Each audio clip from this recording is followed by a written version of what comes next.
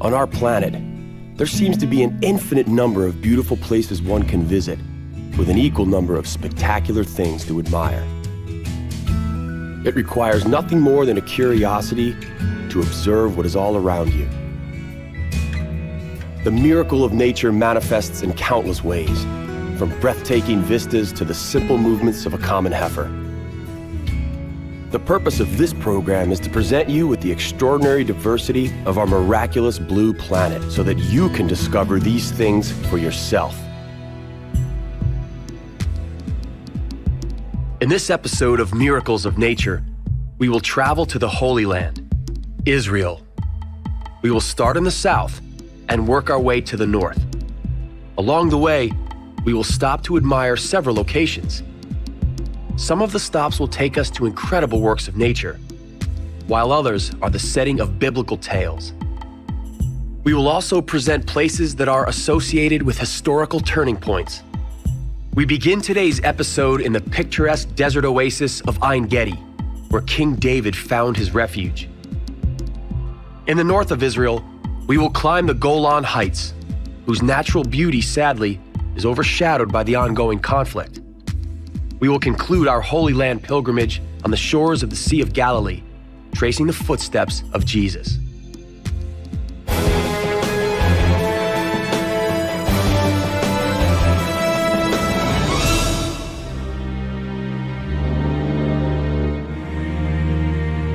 Welcome to southern Israel.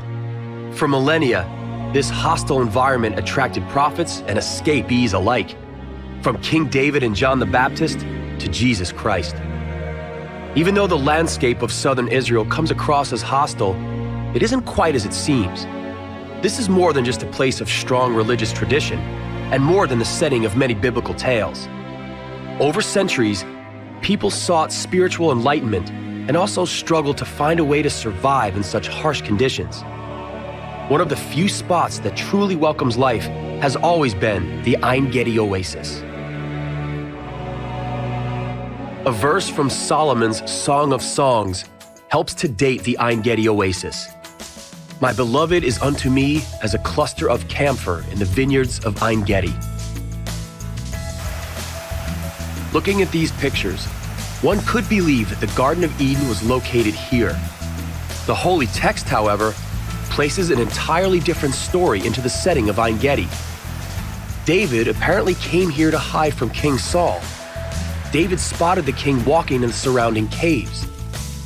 Though David could have easily surprised and killed him, he chose instead to cut off a sliver of King Saul's cape, which went unnoticed. It is difficult to consider the Bible as an historically accurate source. Archaeological findings indicate that people lived here as far back as 5,000 years. The Nubian ibex has inhabited the Ein Gedi since biblical times. These elegant, sure-footed, and incredibly agile animals roam the steep slopes with ease. The oasis is named after them. The name Ein Gedi is composed of two Hebrew words. Ein means spring, and Gedi means goat kid. Ein Gedi thus means spring kid. Wild animals and people live together in the oasis in surprising harmony. As a result, it is possible to examine even this unique creature, the Sudanese hyrax, up close. At first glance, it resembles a rodent, but in reality, this is an ungulate. It is genetically closest to the elephant.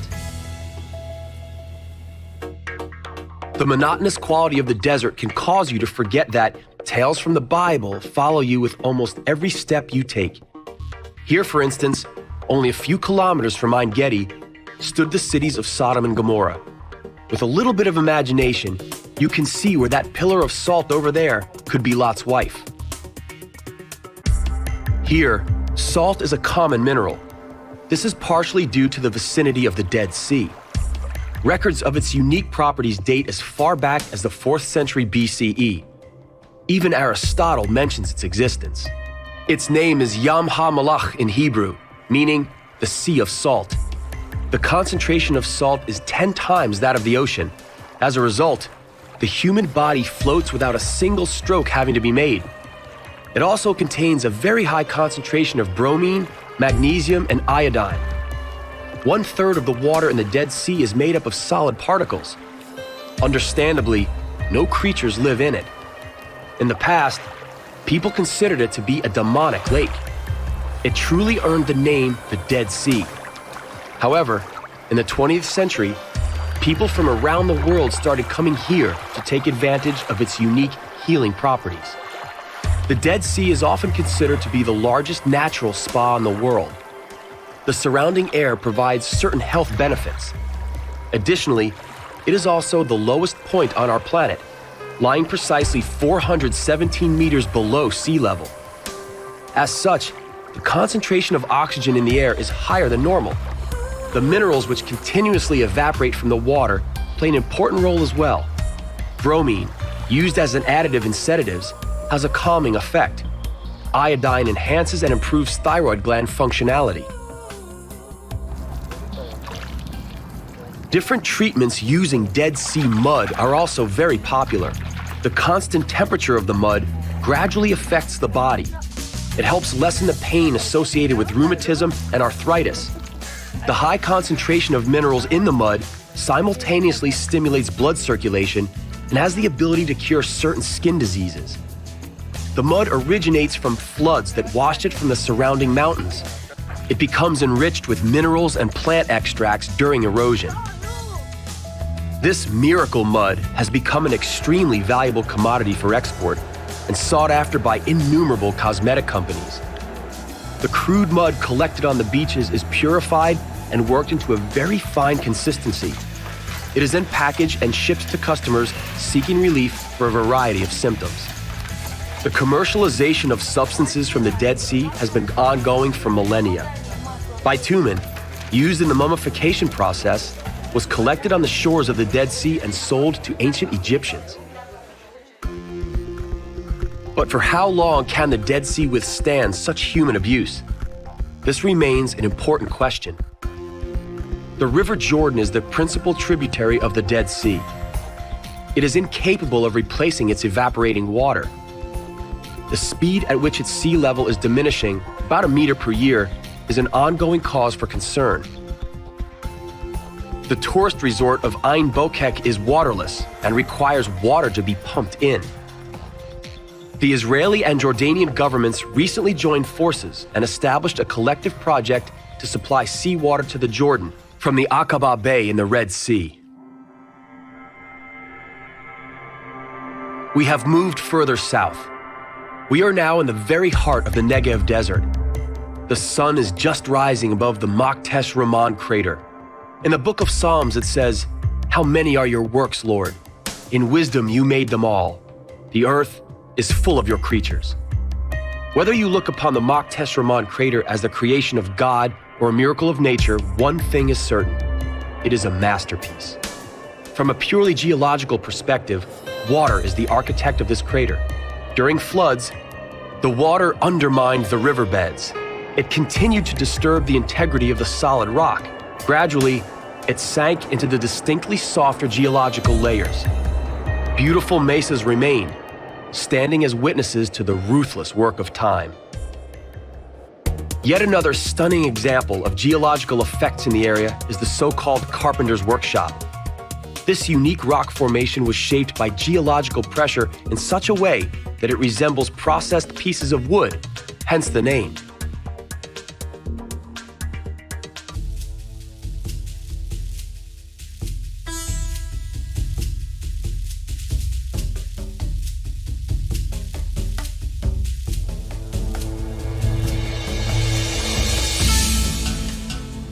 Even though only 50,000 people live there, the Negev Desert constitutes more than half of Israel's territory. At first sight, the Negev Desert comes across as an entirely hostile environment unsuitable for life. On closer inspection, we realize that it can be considered a botanical garden. The local flora consists of 1,500 different plant species, all of which are well adapted to life in desert conditions. They survive on a minimum amount of water. The beautiful flowers of the Sitfanit are no exception. The name of this flower is derived from the Hebrew word for autumn. It blooms at the very end of summer, announcing the onset of a new season. The crown of thorns Jesus wore was weaved from its boughs. It was a welcome source of nutrition to the Nabateans passing through on their trading missions. The Nabateans were successful merchants. In the 3rd century BCE, they imported spices and other valuable items from India. Their caravans often numbered 1,000 camels, each hauling a load of 300 kilos. And so, in today's terms, a single caravan carried goods worth millions of dollars. What you see right here are the remains of the so-called incense route.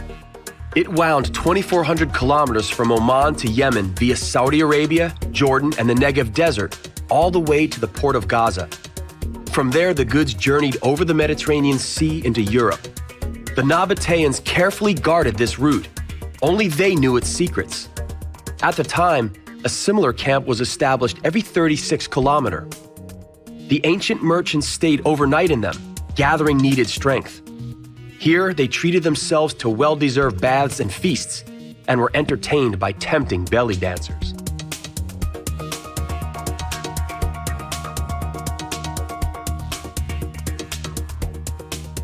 No wonder the Nabateans were known at the time as masters of the desert. Their route was precisely mapped and secured. Voluminous cisterns, hidden to passers-by, were erected in the valleys. A continuous water supply was ensured through an ingenious system of canals that brought rainwater from the surrounding hills.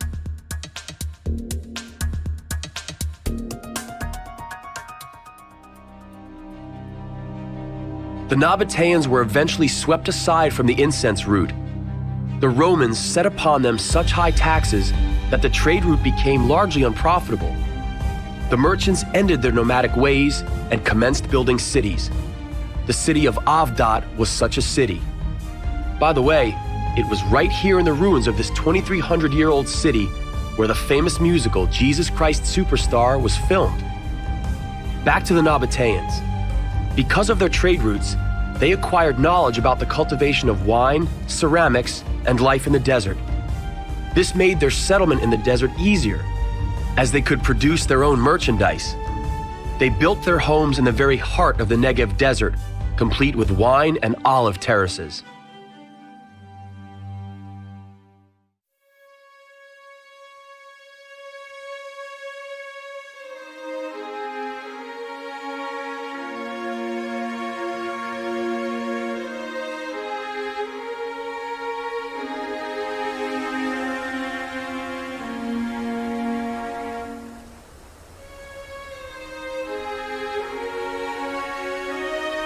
After 2,000 years, the ancient Nabatean gardens are still the daily toil of Israeli farmers.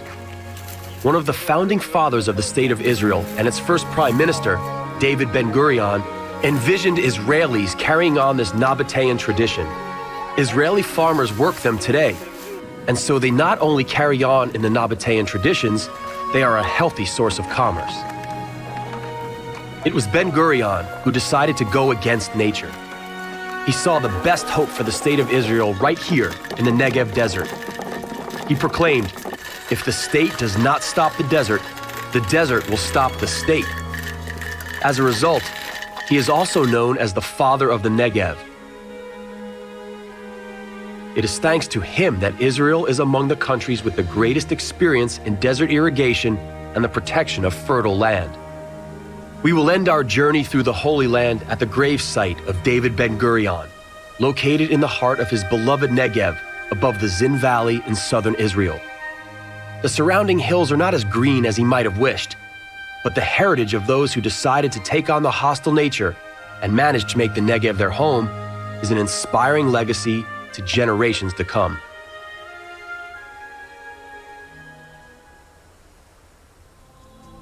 We have reached the northern end of Israel. From the days of the 12 tribes of Israel, people hoped to settle on hills and highlands, believing that would bring them closer to the Lord. Even though the Golan Heights are part of the Holy Land, our interest in this area isn't spiritual in nature.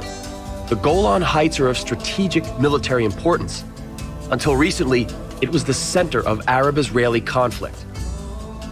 The basalt plateau of the Golan Heights was raised by volcanic activity. It stretches from the Sea of Galilee all the way to the Lebanese border. In the east, the plateau reaches the capital of Syria, Damascus. It towers over the Israeli, Lebanese, and Syrian territory as a lookout post.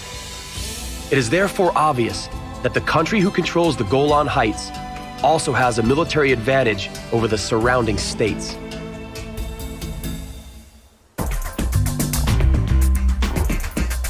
At their highest, the Golan Heights rise 2,224 meters above sea level. In the winter months of January through March, up to 2 meters of snow can fall, turning this war zone into a ski resort. It is nowhere near the sophistication of alpine ski resorts, but Israelis aren't snobbish, since it's the only slope within a radius of 3,000 kilometers.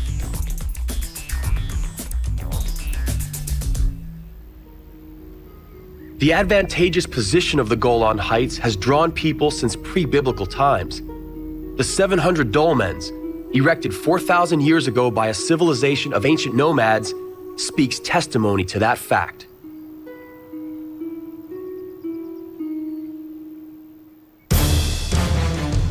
"2,000 years later, Jewish rebels made good use of the Golan Heights to fortify the town of Gamla against the Romans. The name Gamla comes from the Hebrew word meaning camel, because the hill we are currently standing on resembles a camel's hump. In the year 66 AD, the Romans attempted to conquer this city surrounded by impenetrable passes. They had to call upon 7 legions. Despite their large number of soldiers and their use of catapults, the rebels, barricaded within the city, withstood the onslaught of the Romans for days. In the end, however, the city fell when 3 Roman soldiers managed to undermine one of the city's towers. Its collapse allowed the fortress to be opened. According to the dramatic description of historian Joseph Flavio, the Romans savagely murdered 4,000 people, and the remaining 5,000 committed suicide rather than fall into Roman slavery. The ruins of the local synagogue, the oldest in the world, stands a silent witness of the terrible massacre. The strategic significance of the Golan Heights was once again important during the medieval Crusades. In the 12th century, the Syrians built the imposing fortress of Nimrod. Its main purpose was to guard the route from the Mediterranean Sea to Damascus against the 6th Crusade.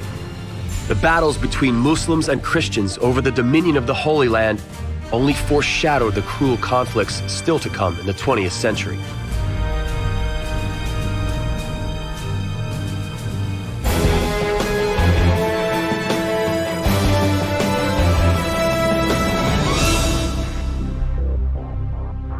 Shortly after the independent state of Israel was founded, the Syrians started using the strategic advantage of the Golan Heights to bombard the newly established Jewish state.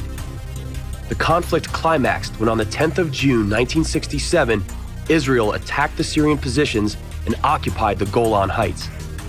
The so-called Six-Day War claimed thousands of lives, but didn't solve the situation.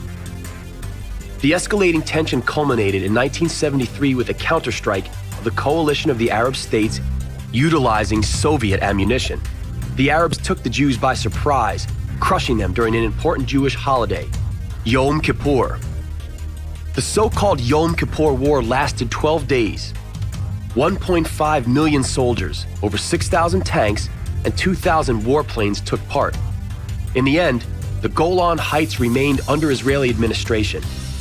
In 1981, Israel annexed the territory under an authority still in dispute to this day. As we travel the Golan Heights, we see the remains of war dispersed over a wide area. The situation is still far from resolved. Peace along the borders is barely maintained by United Nations troops, and Syria still has a claim to the Golan Heights. The Golan Heights come across as a hostile territory whose only significance is from a military perspective. But that's not their total value. The Golan Heights are also significant because of their abundant water supply. Thanks to their altitude, rainfall is plentiful in the Golan Heights. They are also a source of snowmelt, which makes its way into the local rivers every spring. Overall, 15% of all water in Israel originates right here in the Golan Heights. Israeli settlers managed to take advantage of the water supply here. They created an ingenious irrigation system, which in times of drought brings the much-needed water to virtually every tree. Besides fruit and vegetables, wine from grapes also thrives here. The local red wine is considered of top quality thanks to the basalt subsoil, high contents of minerals in the earth, and cool winters. The Golan Heights represent a true miracle of nature, a miracle that enables people to survive in the otherwise hostile and dry region of the Middle East. Besides being a life-giving region, it is also a source of conflict and war, where thousands have lost their lives. It could be said that the one who controls the Golan Heights also controls the main life-giving source of water in the whole region.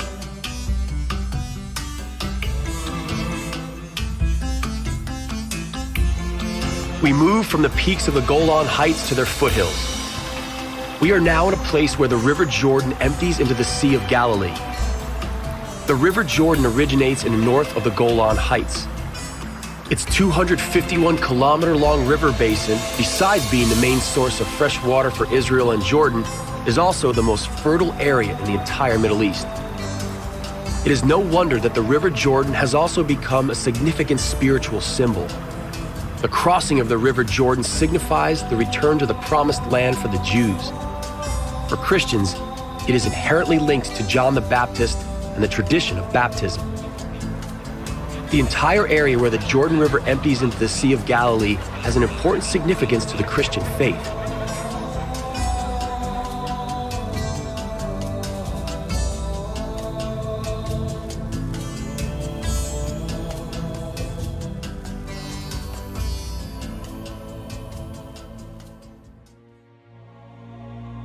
Jesus Christ settled not far from here in the village of Capernaum. He began to spread the Christian faith from a local synagogue whose remains stand till this day. Thousands of pilgrims from around the world follow the footsteps of Jesus to all the places where he made miracles happen and where he preached Christianity. For example, here on this rock, in a place called Tagba, he fed 5,000 famished people with 2 fish and 5 loaves of bread.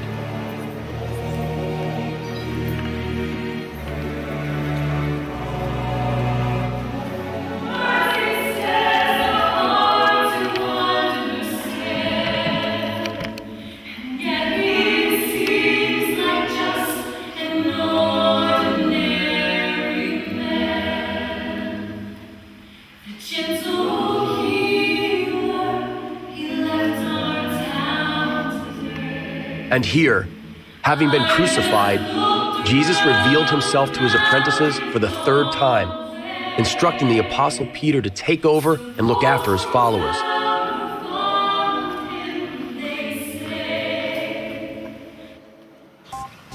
The fishermen of today sail out each morning on the Sea of Galilee in pursuit of fish.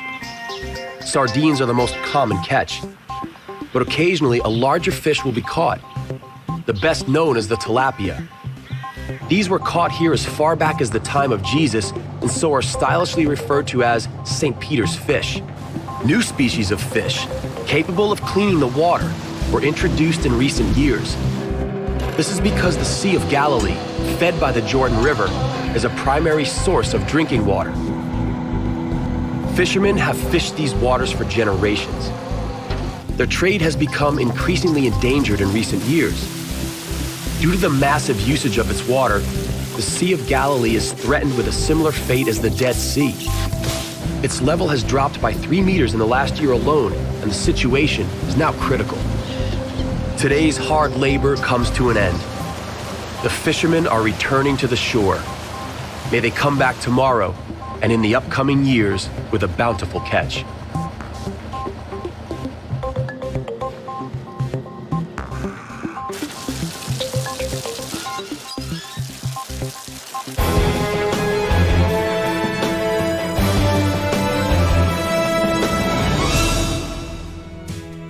Today's episode of Miracles of Nature has also come to its end. We traversed the Holy Land from south to north. En route, we visited places of incredible beauty entwined with rich spiritual essence. Some of these places have a cruel past, Let's pray then that long-sought peace finally comes to this remarkable land.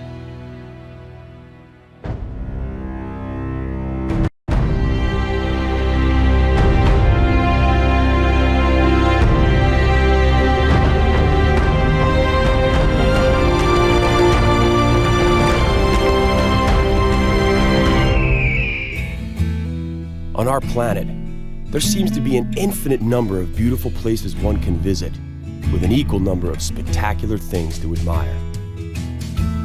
It requires nothing more than a curiosity to observe what is all around you.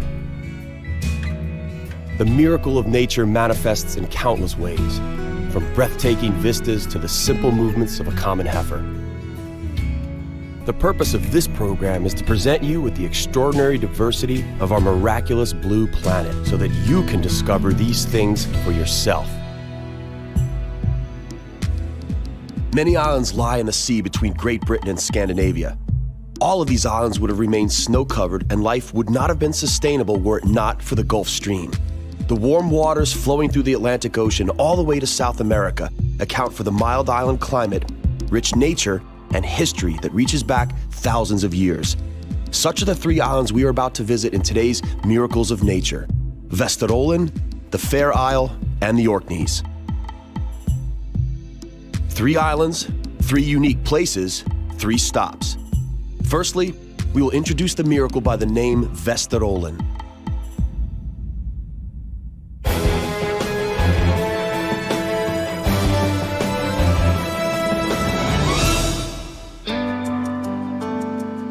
Vesterålen lies to the south of the famous Lofoten Islands and is comprised of many small islands.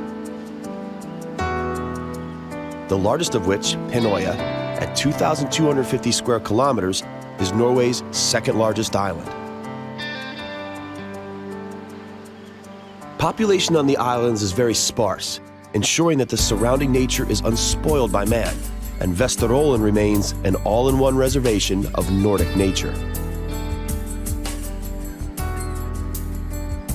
The highest mountain, Moiselen, despite its mere 1,262 meters, stands proud and tall above a fishing village and can be seen from the seaside. From its peak, one can admire the crystal-clear lakes, lush pastures, and the rugged coast where many different kinds of birds nest. The winter is relatively mild on Vesterålen. Come spring and summertime, the meadows become adorned with colorful flowers. Because Vesterålen lies past the Arctic Circle, visitors can marvel at the magic of the polar day in the summer when the sun never sets below the horizon.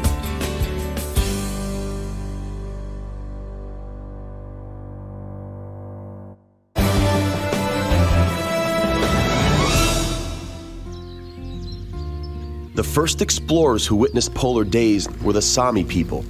Thousands of years ago, the Sami people were hunters. It's only recently that they turned to agriculture. The rearing of reindeer is not as popular on the islands nowadays as it was in the past. Nevertheless, 50,000 of these ruminant animals live in Norway, which is more than half of today's world reindeer population. The herds are supplemented through official game captured in the mountains of Vesterålen. Reindeer are utilized in many ways and are a sort of Nordic cow. They provide not only meat, but also milk. Unlike the more sensitive cattle, they are a lot hardier toward the harsh Nordic conditions. As such, their hide is valuable material for warm clothing.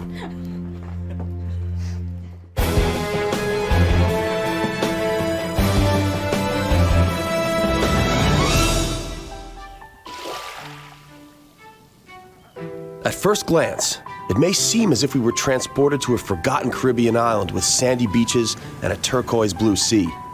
On the contrary, we are still in Vesterålen, experiencing the fairer aspect of the otherwise rough Nordic landscape. The unspoiled coastline attracts many migratory as well as resident birds that nest in the high cliffs above the sea. The sea eagle in particular reaches giant dimensions with its wingspan of 2.5 meters, making it Europe's largest bird of prey.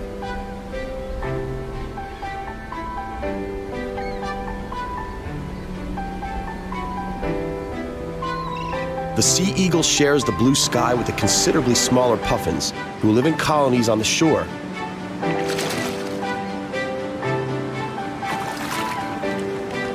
Puffins are deceiving for their size. In reality, they are the masters of flight, with an ability to beat their wings 400 times per minute to reach a speed of 90 kilometers per hour.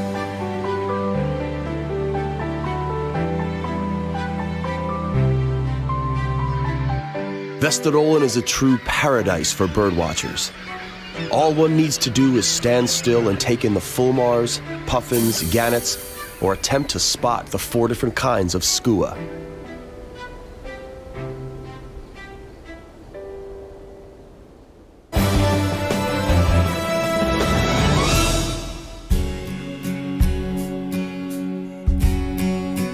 Here, human interference with nature is almost non-existent. On the few occasions that human interference is necessary, it is done in a way that is in perfect harmony with nature. Nature rewards the human efforts by stunning manifestations of its grandiosity.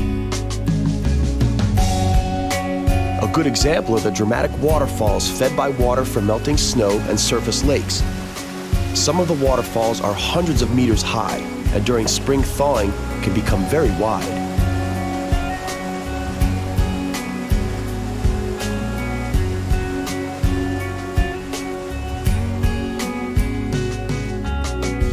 Water in particular is a fitting symbol.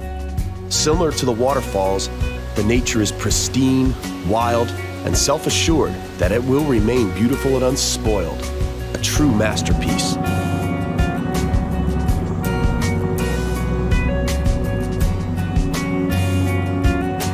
The trademark of Vesterålen is the contrast of roughness and serenity. On the one hand, you may wander along hundreds of kilometers of trekking paths through a landscape dominated by calm lakes and lush meadows. On the other hand, one can watch in awe as the water rushes madly over jutting rocks, or let oneself be stunned by the enchanting beauty of Nordic fjords.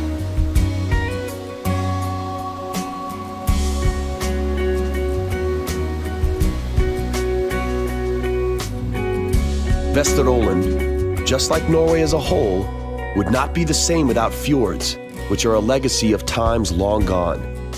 They were created during the Ice Age when glaciers retreated into the sea. An immense mass of ice flowed through river valleys and tore the landscape, leaving behind these immense scars.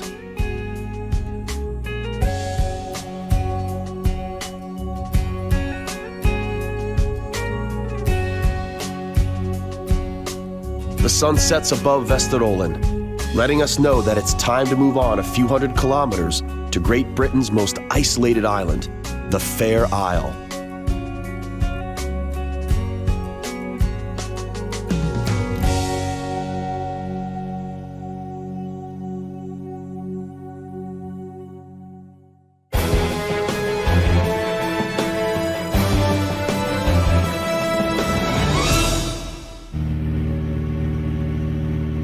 The Fair Isle lies 38 kilometers from the Shetland Islands and is the furthest inhabited territory of the British Isles. It would seem that its surface area of 768 hectares does not make it a place where people would willingly settle. Even so, the island was first inhabited in the New Stone Age and has remained populated ever since. The Gulf Stream ensures that winter temperatures don't fall below 5 degrees Celsius and that the summertime average is a pleasant 20 degrees. Today, there are 80 regular inhabitants on the island who work mostly in agriculture. Old Vikings used to call it the Sheep Island. The current name, Fair Isle, is derived from the fact that it's an exceptionally quiet and peaceful island and a significant place to Scottish historians and ecologists. As such, it is under the protection of the National Trust of Scotland, a charity organization which leases land to the inhabitants and thus safeguards the environment. Anyone who is granted a permit to stay must deal with the isolation and with the unbridled sea all around, assaulting the coastline day and night. Those who stay are generously rewarded by nature. A living spectacle unfolds both in the sky and in the many bays. The surrounding waters are among the richest in Europe in terms of the different kinds of animals living here. There are 21 different types of sea mammals, of which 5 are seals, including the rare Atlantic gray seal. Fair Isle is a haven for seal families. The pristine sea all around provides an abundance of food and security. The only things the seals must watch out for are the breakers and the killer whales. The seals mask their slyness with cuteness, but that won't help when a killer whale attacks. Their agility is what matters. Their incredible maneuvers can save them from an attack by these feared predators. Marine biologists are convinced that seals thrive here as they count tens of newborns every year.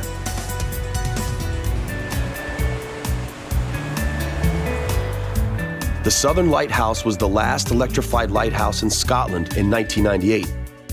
This implies that while civilization is a mere few hours' flight away, its noise reaches Fair Isle with a considerable delay.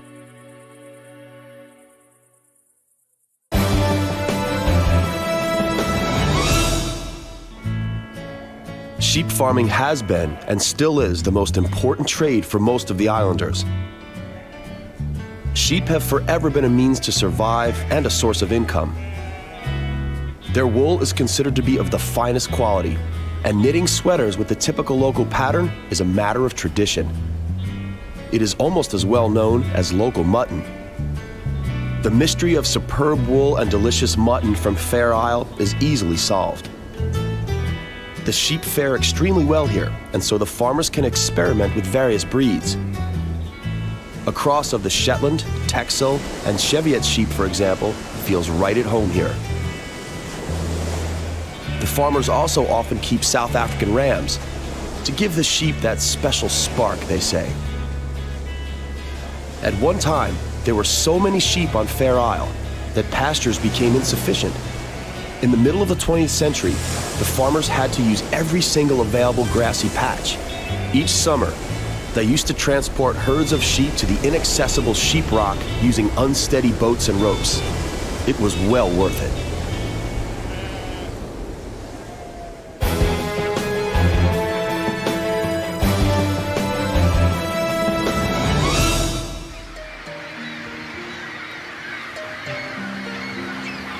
On Fair Isle, fauna is manifested in the sea, on land, and in the air. Due to its suitable position, the island becomes a resting station for thousands of migratory birds each year. As such, Fair Isle is the perfect birdwatcher's site.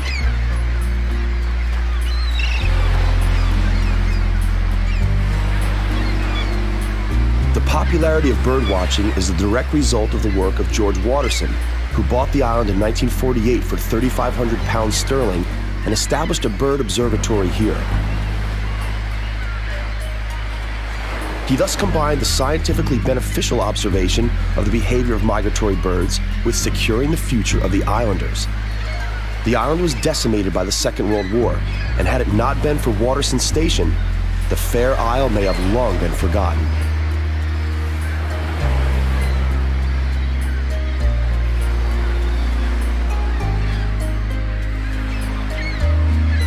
Seagulls and cormorants are among Fair Isle's permanent residents. In the winter, there are also widgeons, teals, goldeneyes, woodcocks, and glaucous gulls. Watching their antics from the height of the cliffs is so vivid that one almost perceives each movement of the wings and every gust of wind.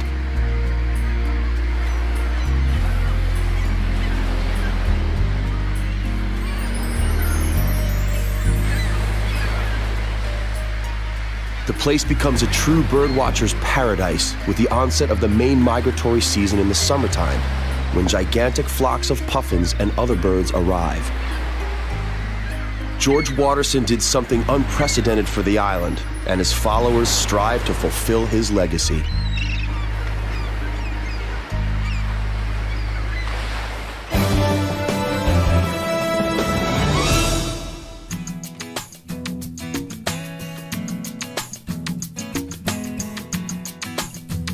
The employees of the Ornithological Observatory put up nets on carefully selected spots for capturing and monitoring of birds.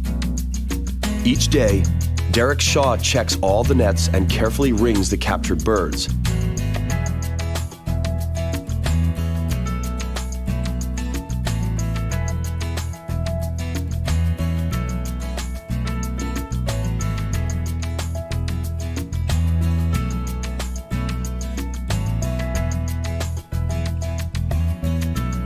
Through his work, he not only fills in the blanks with scientific facts about the routes of the migratory birds, but also monitors the numbers of the Fair Isle wren that are endemic here.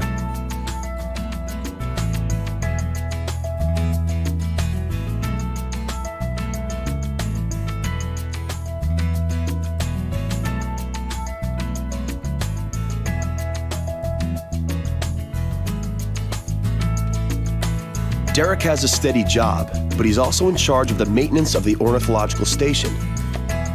Its construction indicates just how important the birds of Fair Isle are to the rest of the world. The structure was co-financed by Great Britain, the European Union, and people of all European countries who helped through different collections. Europeans are the most common visitors that Derek guides through the island each summer. The station is not complete yet. Once the building will be finalized, it will become a unique hotel from which to observe the world of birds.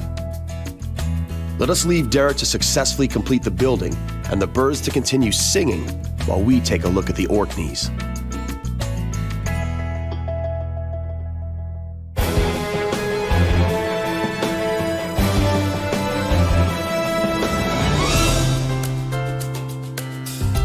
The 70 islands belonging to the Orkney Archipelago near Great Britain are split into 3 groups: the mainland and the northern and southern islands. The Orkneys are under British administration now, but it hasn't always been so. History has been unfolding here for the past 4,000 years, ever since the first settlers arrived. The proof lies in the Neolithic monument called Skara Brae. The Stone Age village is one of the best preserved settlements of its kind in Europe. The placement of the houses and fragments of their fittings are still visible. The climate is very much affected by the Gulf Stream. Archaeological findings indicate that the Orkneys became popular thousands of years ago, particularly due to their mild climate and excellent seafood. Unlike the rest of Europe, the islands were not covered by snow and ice, and the sea provided the necessary nourishment. The Orkneys are more or less entwined with ancient history. Beside the official sites administered by the government, it is also possible to visit other private Neolithic tombs and excavation sites that the landowners often find accidentally while digging a well.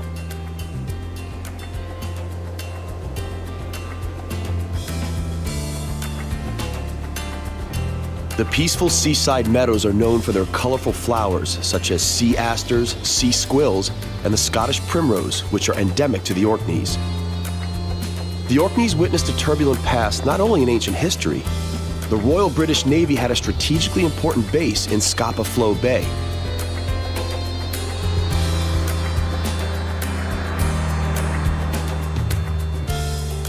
Winston Churchill realized the vulnerability of the port and had concrete embankment built as protection against submarine attacks. The feat was completed by 1,000 Italian war prisoners. Only one German submarine ever made it into Scapa Flow. The embankment today serves as an ideal breakwater or bank for roads.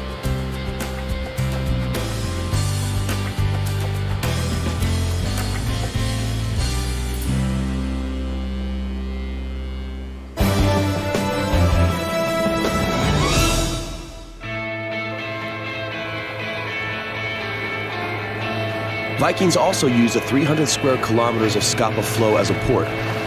The average depth of just 30 meters makes it a calm bay ideal as a source of seafood.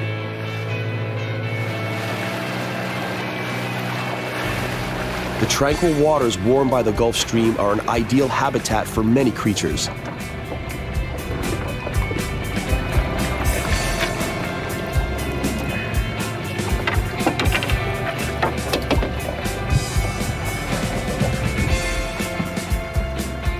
The favorite local delicacy is the brown crab.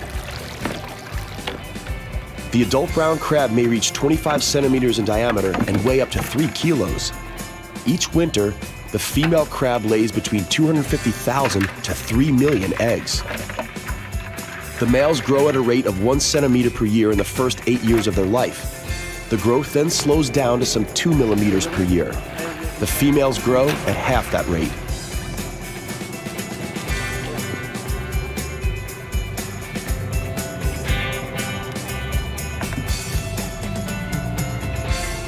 Over half the world's annual catch of the brown crab, which amounts to about 50,000 tons per year, is caught right here in Scapa Flow.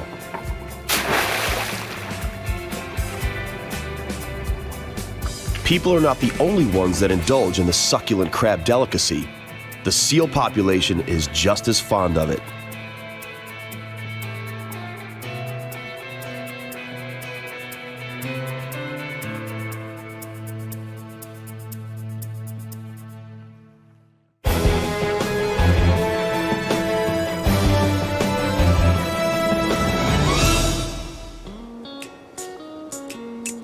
Man is an inventive creature who always manages to make the best of any natural wealth. A good example is Britain's northernmost whiskey distillery.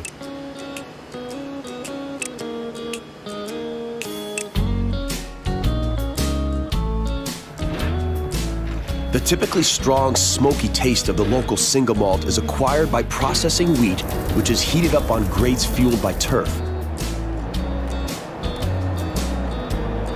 The wheat is left to ferment and then is distilled twice.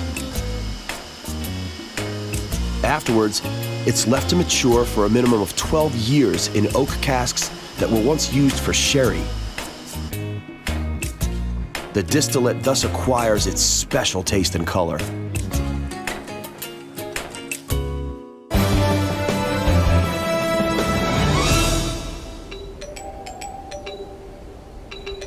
The extensive plains of the Orkney Islands are ideal for sheep farming, just like all of the other northern islands washed by the Gulf Stream.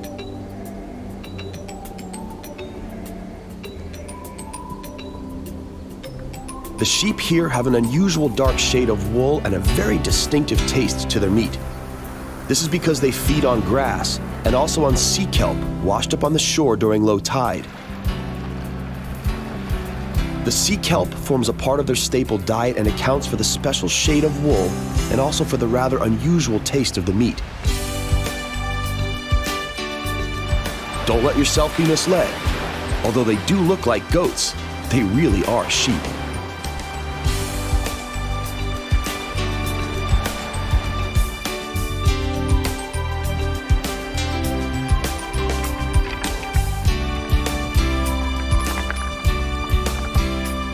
The close-knit contact with nature and the abundance of seals in the surrounding waters give rise to legends of the seal people. In local mythology, the seals can turn into beautiful people and can be helpful to humans. The polluted waters and the sometimes forgotten fishing nets can hurt the seals, and so the people of the Orkneys actively look after their well-being in an attempt to preserve them for generations to come.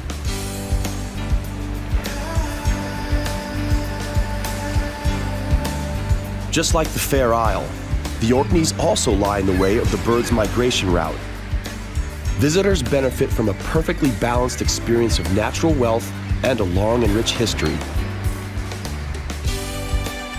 The islands haven't changed much since times long past, and so offer the same fauna and flora that was admired by the ancient Orkney inhabitants, the Vikings, as well as the officers of the Royal Navy. The sun sets above the islands, above the Orkneys, Vesterålen, as well as the Fair Isle. All of these locations introduced in today's episode prove that there is no shortage of fascinating nature and dramatic scenery in the northern latitudes.